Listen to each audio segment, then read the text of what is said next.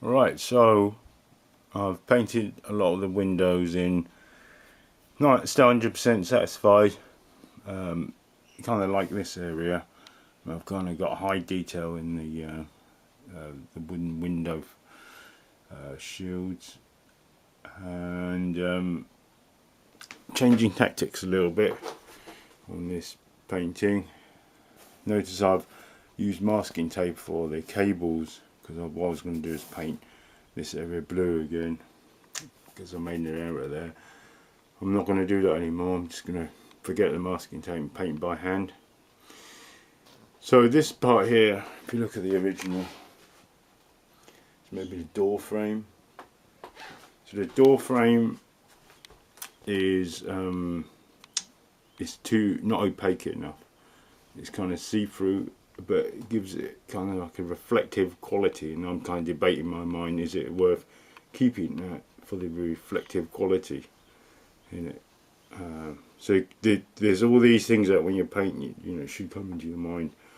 I can see the canvas through it, but at the same time it's giving me like a reflective effect off the sky, and I may keep it. So if that was the case, I'd have to paint other areas, maybe the edge here as a solid colour, and especially the dark areas a solid colour, not to be 100% opaque, to give it to raise that effect. So I'm going to paint that on now, and we'll have a quick look at it in just a second. So on the real picture here, notice these areas here where these slats is meant to be in front of the background, of course. So paint the background on first. Look for a colour that matches here and here, the kind of yellowish colour, and also look for areas like the white there, and maybe the grey. So paint the background in first before the slats. Let's see how I've done so far on the door.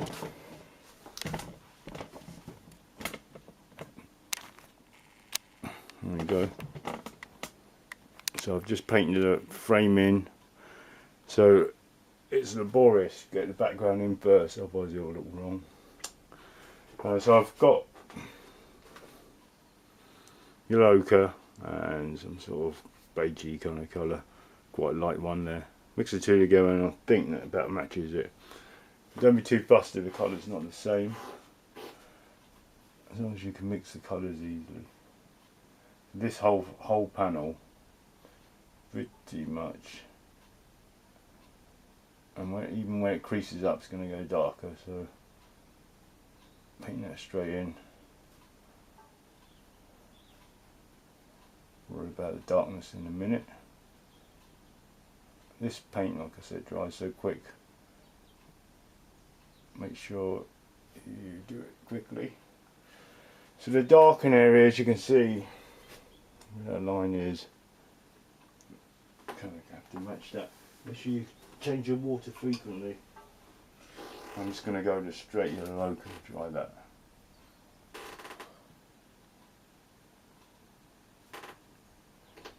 Try that, and I'm just going to paint that. And it kind of hopefully matches it. And underneath, this section here.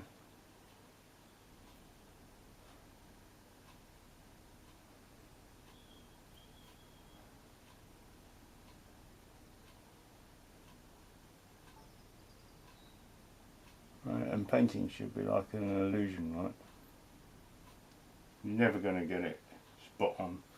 And kind of like, in my opinion, the death of painting came when photography came in. That's when all the artists had to veer off in all the different directions that didn't look like, when they had to move away from something realistic. Because cameras can get the realistic and people didn't need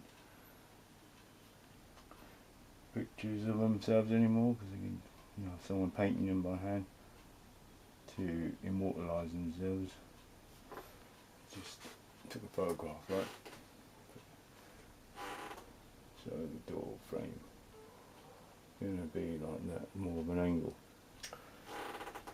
Right, so I'll carry on doing that. I'll get the white in here, the grey in here, grey in here, kind of grey in here. Then I'll paint the slats on. Alright, so time to paint the slats in. Mixed, I darkened this green, I mixed the two other greens with some browns. I avoided using the black. And I put some water in it so they don't dry up too much. Thinnest brush I've got, only got a few pieces of hair left on it. In the general direction, using these beams as guides, just make them parallel. Be bold. I saw this guy paint these lines on a Rolls Royce, and he painted. He didn't use masking tape or anything. He just painted it by hand. I don't know how he did it. From one end to the other on the Rolls Royce in the car, with all the curves in it. That's a serious skill.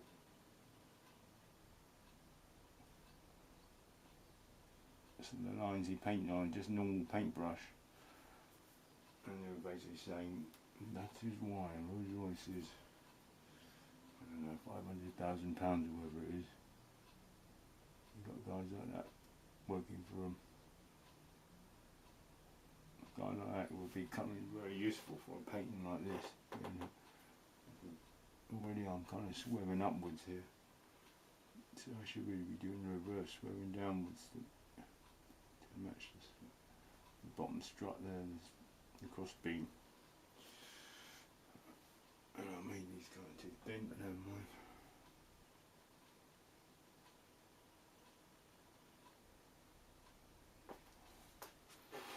Might get me painting on the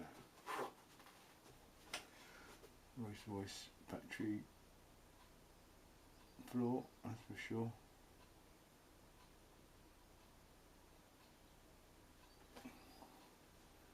I mean, I wouldn't be good enough. If you look at some way of it, if you look at some of my hand paintings, they're always a bit wobbly, to be honest. And if you do the style, well, it kind of comes across the style, but really, the ability to be able to do completely straight lines. No, got wrong with that one, but it doesn't matter, because it's not like I'm painting lines on a skyscraper, which would be perfect.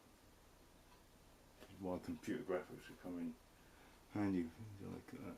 But I'm painting on wooden slats which can get abused, shift their precision, break away, not be 100%.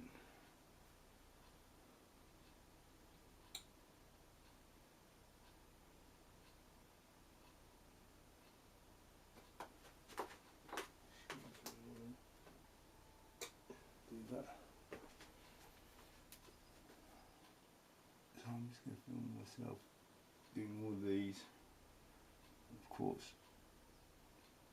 using these main ones as guides, your eyes are going to go off on a tangent. You don't use something as a guide, and you're just going to go all over the shot. Alright.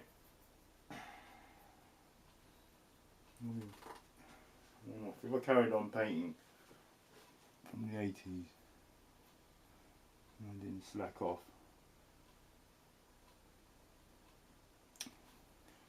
well, that was pretty good then.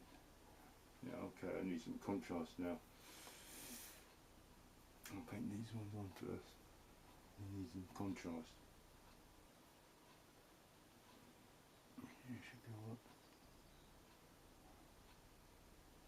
Now these slats here are going to be at a slightly different angle. The door, I've only just seen it. Folds in half just along the middle here. And I chose to kind of ignore that. I didn't fail to see it, it's probably more accurate.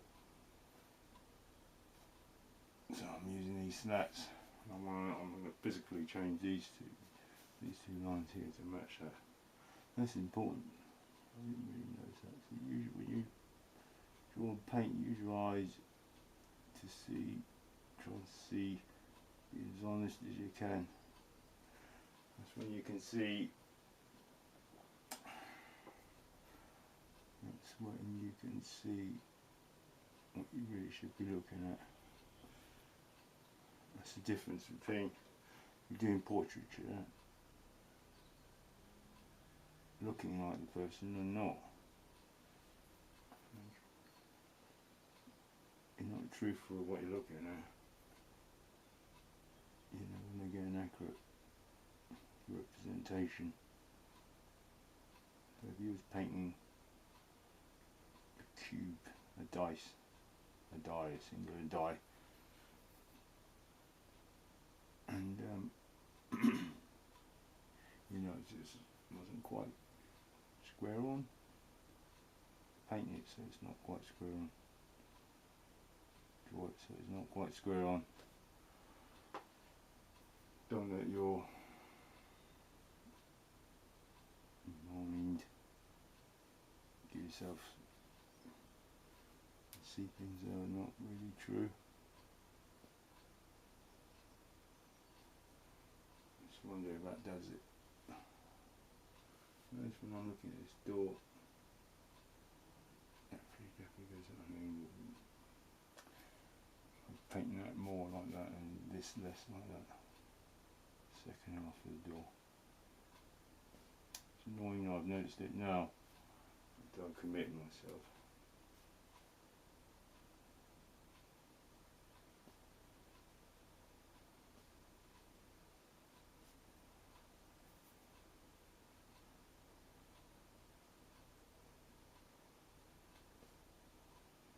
Of course, the slats should be getting bigger and bigger because they're coming closer and closer towards you.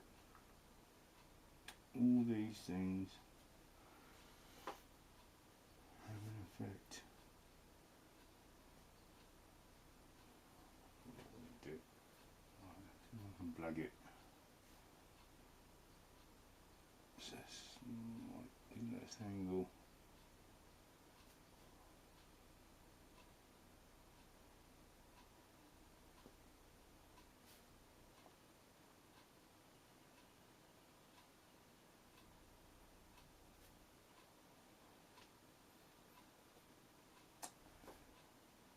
Make a big deal out of this line now.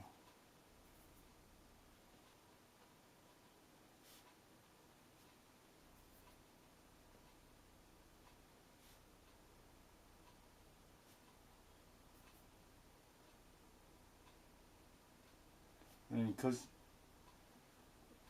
I'm trying to create illusion here, because I am trying to make it bold now.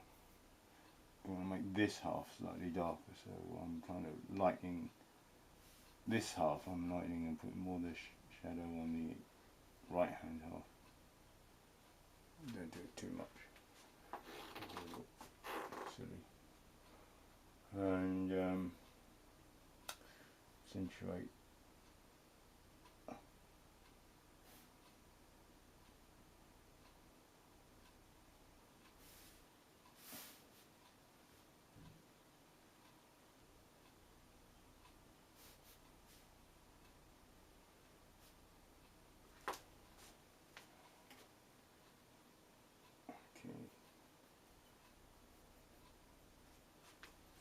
Do the last bit. If you haven't hit that like button, I appreciate it if you can hit that like button. I haven't really posted these stats I'm going to go to town with in terms of high slopiness. Consider hitting that like button now. And I need one to stand out, so I'm going to get some fresh, probably straight from the tube this time. I'm still using the thinnest brush because as the brush picks up paint, it's going to figure itself.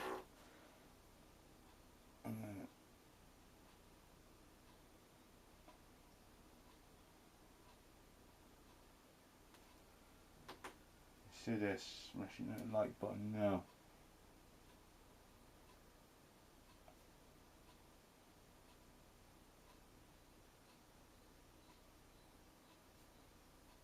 If you want to friend me on Facebook, because I've got some old paintings on there, I'll leave a link in the descriptions. I've got, usually what I do on Facebook is just art stuff. I don't really go on it, use it as a social media. Tall mountain art. Tall mountain art.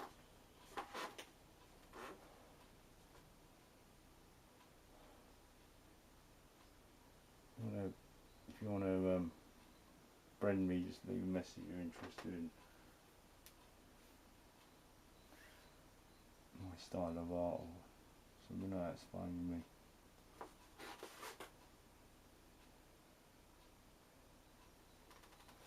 Since I've got this green out, fresh green, let's do a couple of these.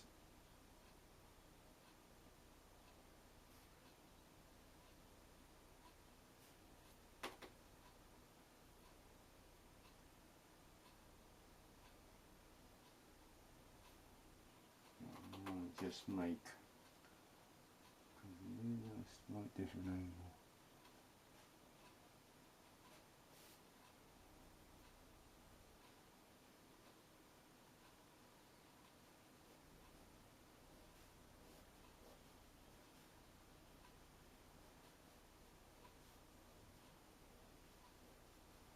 Get that illusion in where it's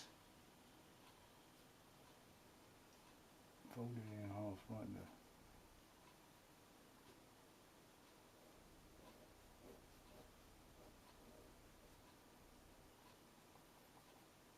And just making one door, one half.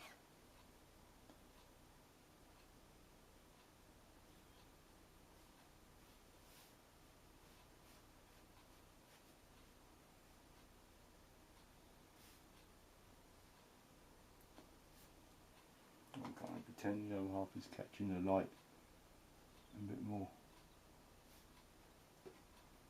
Nasty blue streak down there.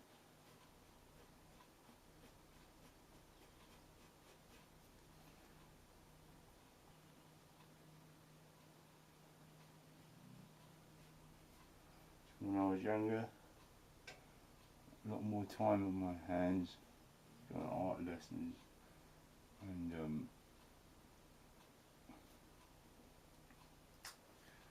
just don't got a lot more patience for this kind of thing.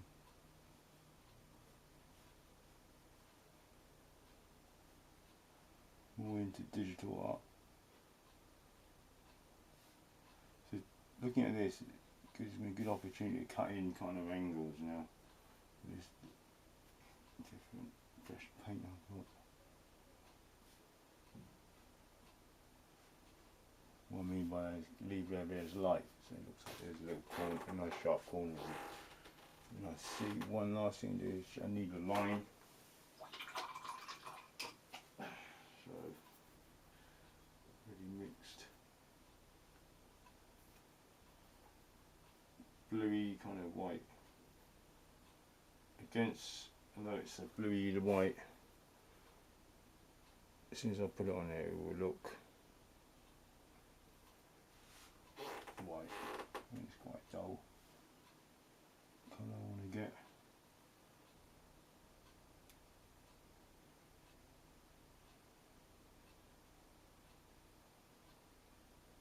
You can accentuate it, give that a bit higher in contrast than your reference or what. Any more? Maybe the edge of the door, it's catching the light on the outside as well. Ooh, that's too much. Okay,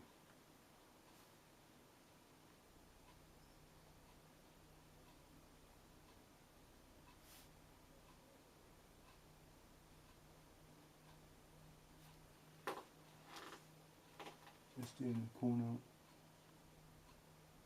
That's going to be enough to define the shape. Just here in the corner.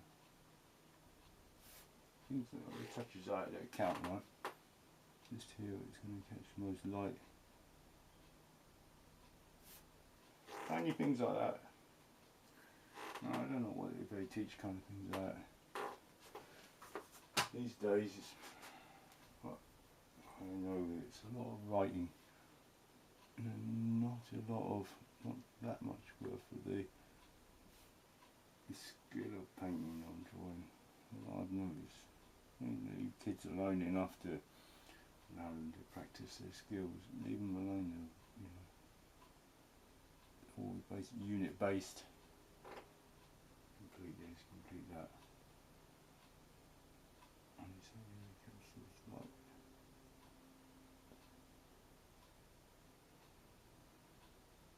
complete this, complete that, all unit based. And this paint is just drying nicely on this brush now. It's just the right, anywhere or any dot, any dryer, what do I get these tiny thin lines in.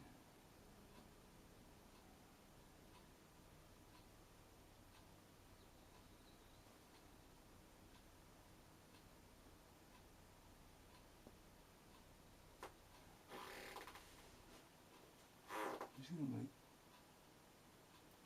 tiny touches as they're catching more light.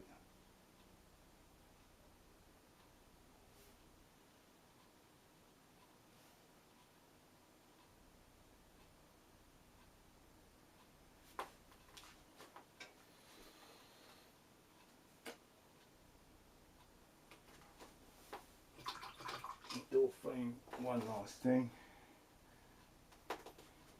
Just too much here, overdone it a bit.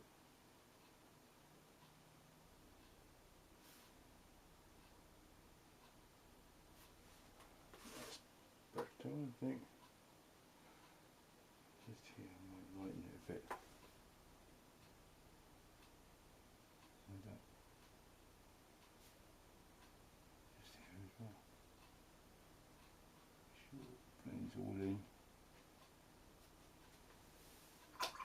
Because the bottom of a painted surface will be worn out the most, where the most of the rain splatters on it, right? Consider all those things. The bottom where the paint wears the most. Most water accumulates. That's the kind of thing that's going to make your painting stand out. Wear and tear. How are you going to create wear and tear? Just like that. Just wind the tape back, if you don't believe me. It didn't look that worn. The simple, skillful stroke from observation of things you've seen before. Going to give it that different look you're looking for. So it's horizontal, paint it horizontal. So what am I doing really? I'm just asking the last kind of worn looks to it. Subtracting paint now, paint off, and done in horizontal way.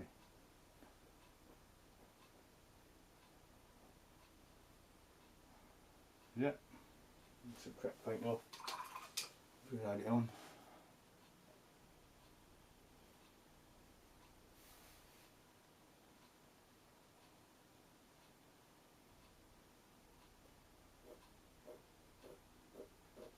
Squeaking hard.